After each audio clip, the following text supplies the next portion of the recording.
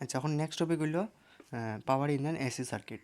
মানে একটা এসি সার্কিটের মধ্যে যে পাওয়ার কনজিউম হয় ওইটার এক্সপ্রেশন আমরা এখন বার করব। তো এখন আমরা প্রথম ডেফিনেশনটা দেখিলাই। ডেফিনেশন হইল the rate at which electrical energy is consumed in a circuit is called the power in the circuit. যে রেটে ইলেকট্রিক্যাল এনার্জি কনজিউম করা হয় একটা সার্কিটের মধ্যে, ওই রেটটারে আমরা কইমু যে এই সার্কিটটার পাওয়ার। তো সাধারণত আমরা কারেন্ট ইলেকট্রিসিটির মধ্যে পড়ছিলাম যে একটা ডিসি সার্কিট, কারেন্ট ইলেকট্রিসিটির মধ্যে ডিরেক্ট কারেন্ট আছে, এটার মধ্যে যখন আমরা পাওয়ার বার করতে হইতো তখন আমরা কইতাম power is equal to V into I. মানে in a DC circuit the power is the product of the voltage and current. এটা এখানে লেখা, in a DC circuit the power is the electrical power is given as the product of voltage and current. ঠিক আছে, বাটখানে একটা AC সার্কিটের মধ্যে দেখো, DC সার্কিটের মধ্যে আমরা দেখছিলাম যে কারেন্ট টাইমের লগে কনস্ট্যান্ট থাকে, ভোল্টেজও আমরা কনস্ট্যান্ট থাকে। মানে যে ডিসি সার্কিটের মধ্যে আমরা যে রেজিস্ট্যান্স লাগাইলাম, রেজিস্ট্যান্সের লগে আমরা ব্যাটারি লাগাই দিলাম, ব্যাটারি থেকে সবসময় কনস্ট্যান্ট কারেন্ট বাড়িতে থাকবো। আর ব্যাটারি সাইডের দিকে ভোল্টেজ সবসময় সমান থাকে, 4 ভোল্ট, 3 ভোল্ট, 5 ভোল্ট, 10 ভোল্ট যতই আমরা লাগাই এটাই সবসময় থাকবো। But in an AC circuit আমরা দেখছিলাম যে টাইমের লগে একটা আমরা লিখি না এরকম I is equal to I naught sine omega T. Sine omega T মানে কি, তার টাইমের লগে কারেন্ট চেঞ্জ হইব, ভোল্টেজের ভ্যালু আমরা এরকম লিখি E is equal to E naught sine omega T, মানে টাইমের লগে ভোল্টেজও চেঞ্জ হইব এরকম। এর লেগিয়া কিতা যে একটা কন্টিনিউয়াসলি পাওয়ার ভ্যালু চেঞ্জ হতে লাগবো, কারণ ভোল্টেজ আর কারেন্টের প্রোডাক্টই লেগিয়া পাওয়ার। হ্যাঁ, আর যেহেতু টাইমের লগে কারেন্টও বদলায়, টাইমের লগে ভোল্টেজও বদলায়, এর লগে টাইমের লগে তোমার এরার প্রোডাক্ট মানে পাওয়ারও বদলাইব। তো যে কোনো একটা মুহূর্তে আমরা যখন মানে পাওয়ারের ভ্যালু বার করি একটা অল্টারনেটিং কারেন্টের সার্কিটের মধ্যে, তখন আমরা কইমু যেটা ইনস্ট্যান্টেনিয়াস পাওয়ার। মানে যে ওই মুহূর্তে যে কারেন্টের ভ্যালু আর ভোল্টেজের ভ্যালু এটার যে পূরণ করে যে ভ্যালুটা আইব এটাই হইল গিয়ে আমরা তখন ইনস্ট্যান্টেনিয়াস পাওয়ার। এটাই এখানে লেখা। But in an AC circuit the voltage and the current changes continuously with time. So the power in an AC circuit is given as the product of the instantaneous current and instantaneous voltage.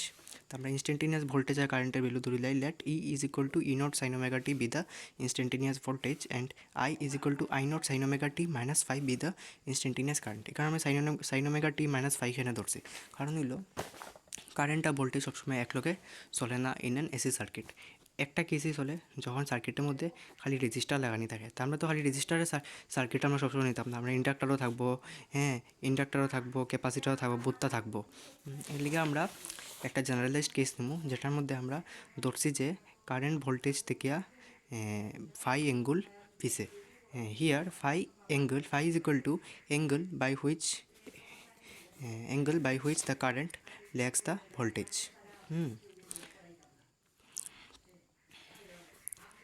তো এর মানে instantaneous power কী থাকব, P is equal to E into I.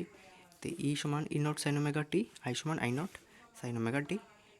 তো sine omega টি minus 5, তো ই naught I not একখানা করে দিলাম, সাইন ওমেগা টি রাখি দিলাম। তখন দেখো ই নট আই নট বাই 2 করছি, ইন্টু আবার 2 দিছি, এখানে ঢুকাই দিলাম। তখন একটা জিনিস দেখো, 2i সাইন এ সাইন বির ফর্মুলা লগিয়া কস এ মাইনাস বি মাইনাস কস এ প্লাস বি। এটা ক্লাস 11 তোমরা ট্রিকোনোমেট্রির মধ্যে পড়ানো হয়েছিল, এটা আশা করি জানো তুমি। এরকম আমরা এখানে ঢুকাই দিছি। তাই 2i কস এ মাইনাস বি, এটারে যদি আমরা এ ধরি, এটা যদি আমরা বি ধরি আস্তাটারে, তখন এ মাইনাস বি মানে ওমেগা মাইনাস ওমেগা মাইনাসে মাইনাসে প্লাস মাইনাস কস এ প্লাস বি মানে omega plus omega minus 5, omega plus omega minus 5। তো এখানে তো এটা কাটাকাটি যাবো গিয়া, কাটাকাটি গেলে গিয়া থাকবো কস 5 আর 2 মাইনাস 5। তো এখানে দেখো একটা জিনিস, এখানে যে ভ্যালুটা কস 5 মানে কি, এটা একটা কনস্ট্যান্ট। হ্যাঁ, 5 মানে কি, তা 5 এর ভ্যালু তো আমরা একটা ফাইলিম যে ফেজ ডিফারেন্স যেটা থাকবো ওই ফেজ ডিফারেন্স বয় তো সবসময় চলতে থাকবো। কিন্তু এখানে ওই যে ওমেগাটি আমরা কইছি যে সবসময় টাইমের লগে তোমার পাওয়ারের ভ্যালু চেঞ্জ হতে থাকবো ইন এন এসি সার্কিট। কেতার লেখা চেঞ্জ হবো, কারণ এখানের মধ্যে একটা টি ভ্যালু আছে।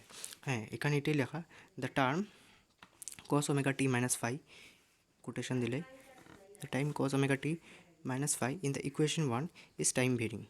So its average value over a cycle is 0.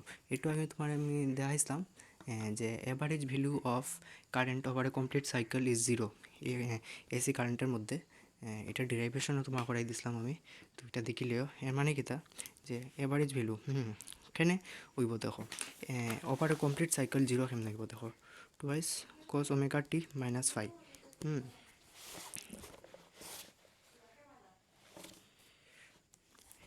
একটা কমপ্লিট সাইকেল হওয়ার পরে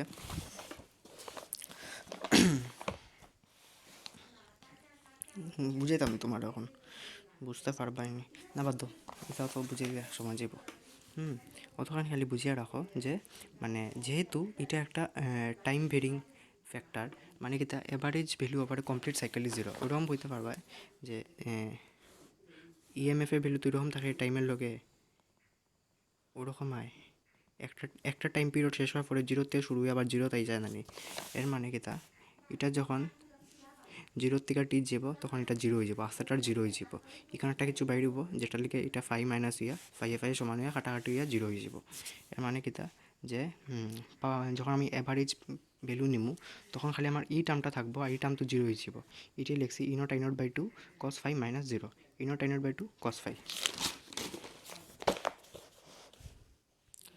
এখন দেখো P is equal to E naught by root two E naught I naught by two রে আমি লিখছি √2 ইন্টু √2 লিখে একটা নিচে একটা নিচে একটা নিচে গিয়া E naught by √2 I naught by √2 cos phi এখন আমি তোমার একটু পরে আমি শিখাই দিম ওটা বুঝে এটা একটা আলাদা টপিক RMS কয় মানে রুট মিন স্কোয়ার ভোল্টেজ আর রুট মিন স্কোয়ার কারেন্ট তো RMS এর ভ্যালু হইল গিয়া ইনস্ট্যান্টেনিয়াস মানে সরি রুট মিন স্কোয়ার ভোল্টেজের ভ্যালু হইল গিয়া ই নট বাই √2 মানে ই নট ম্যাক্সিমাম ভোল্টেজ আর আই নট বাই √2 মানে ম্যাক্সিমাম কারেন্টে ডিভাইডেড বাই √2 এটা তোমার বুঝাই দেবো একটু পরে এখানে যে একটা টার্ম রয়ে গেছে cos phi the term cos phi is called the power factor of the circuit তখন দেখো পাওয়ার ফ্যাক্টর ফাইভটা কি তার ফেজ ডিফারেন্স হ্যাঁ তখন দেখো পরে পিওর রেজিস্টিভ সার্কিট একটা পিওর রেজিস্টিভ সার্কিটের মধ্যে কি তার কারেন্ট আর তোমার ভোল্টেজ একলগে চলতে থাকে মানে তার মধ্যে ফেজ ডিফারেন্স জিরো তখন ফাইভ জিরো হয়ে গেলো RMS কস জিরো তো ওয়ান তো RMS ইন্টু RMS পরে ক্যাপাসিটিভ সার্কিটের মধ্যে কী হয় আমি বুঝলাম যে ওদিকে গেলে কারেন্ট এর থেকে আগে যায় π/2 আগে যায় ঠিক আছে কিন্তু আমরা যে অ্যাজাম্পশন নিছিলাম এটার মধ্যে আমরা দেখাইছি অ্যাজাম্পশনের মধ্যে আমরা কইছি যে phi I is equal to I naught sine omega T minus phi হলো গিয়ে অ্যাঙ্গুল বাই হুইচ মানে আমরা অ্যাজিউম করছি যে থেকে আই ফিসে ঠিক আছে তখন থেকে আই আগে যেতে লাগলে কেন প্লাস হয়ে যেতে লাগবো প্লাস হইতে লাগলে কী থাকবো ফাইয়ের ভ্যালু নেগেটিভ আইতে লাগবো তো ফাইয়ের ভ্যালু নেগেটিভ আমরা নিমু কেন মাইনাস π/2 ঠিক আছে তো current it's the voltage in phase angle π/2 আগে থাকে কারেন্ট কিন্তু আমরা ডিরাইভেশন এজিউম করছি যে কারেন্ট π/2 ফিসে থাকে ফাই ফিসে থাকে তো ফাই যেহেতু ফিসে থাকে ফাইটে যদি আমরা মাইনাস π/2 ধরি তো মাইনাসে প্লাস হয়ে যাব তো কস মাইনাস π/2 মানে কস মাইনাস থিটা তো কস থিটা তো কস π/2 মানে তো জিরো কস 90 সমান জিরো তো জিরো হয়ে গেল সেম কেস পিওর ইন্ডাকটিভ সার্কিটের মধ্যে কিছু বদলাইতে লাগতো না ইন্ডাকটিভ সার্কিটের মধ্যে যে যেরকমই আছে এরকমই ইন্ডাকটিভ সার্কিটের মধ্যে কারেন্ট ফিসে থাকে π/2 ফিসে থাকে ভোল্টেজ π/2 আগে থাকে এলিগা ফাইভ আমরা π/2 ধরছি আবার সেম মানে ক্যাপাসিটিভ আর ইন্ডাকটিভ সার্কিটের মধ্যে এভারেজ পাওয়ার জিরো আইব ঠিক আছে আর এটা আমি একটু পরে বুঝিয়ে দিলাম